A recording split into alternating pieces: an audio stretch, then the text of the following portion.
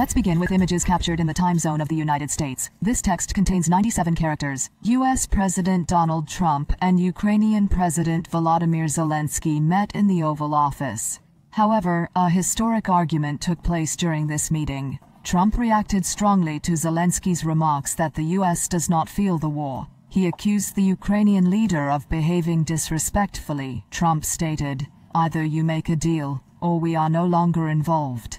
After the argument, Trump expelled Zelensky from the White House. Meanwhile, the mining agreement could not be signed. Let's look at the latest situation. Don't tell us what they will feel. A problem.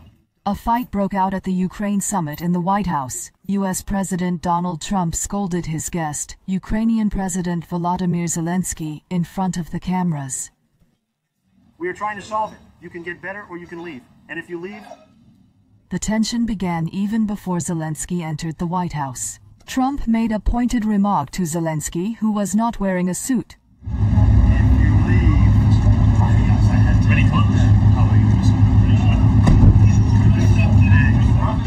The two later appeared in front of the cameras during the open-to-press part of the meeting. The topic turned to the ceasefire and peace agreement that the U.S. and Russia began negotiating on regarding Ukraine.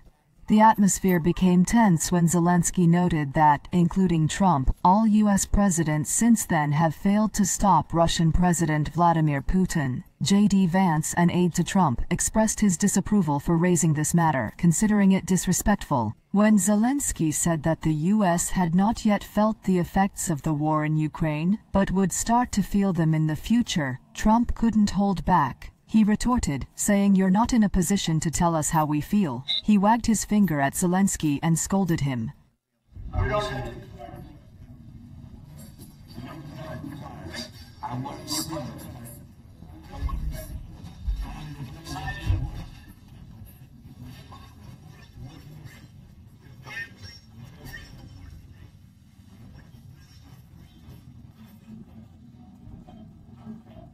Even though Zelensky tried to interject and speak, Trump didn't allow him, saying, "You've already talked too much."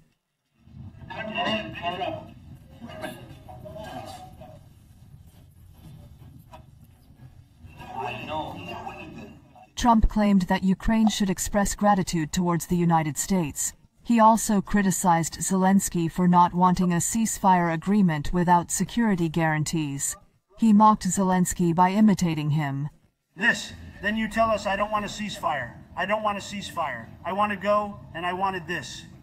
During the discussion, not a single sound was heard from the journalists and officials in the room. The despair of Ukraine's ambassador to the U.S., Oksana Markarova, was palpable.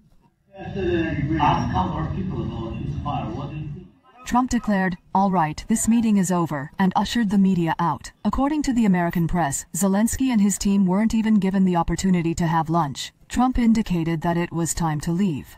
Feeling worse than being dismissed, Zelensky exited the White House and quickly got into his vehicle. It was notable that no high-ranking American official accompanied him at that moment. The mining agreement, which had been the subject of debates for days, could not be signed. The U.S. State Department announced that the support provided for the repair of Ukraine's power grid had been cut. In a statement on his social media account, Trump noted that Zelensky was being disrespectful. He said, "He will return here when he is ready for peace." Zelensky also made a post. He thanked the U.S., Trump, Congress, and the American people separately. He stated that they are working towards a just and lasting peace.